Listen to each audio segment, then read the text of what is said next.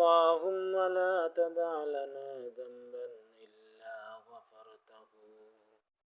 ولا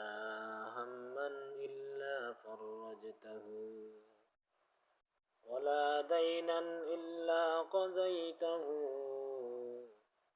ولا مريضا إلا شفيته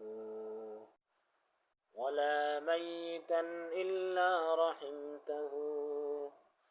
ولا حاجة إلا قضيتها ويسرتها يا رب العالمين. اللهم إنا نسألك رحمة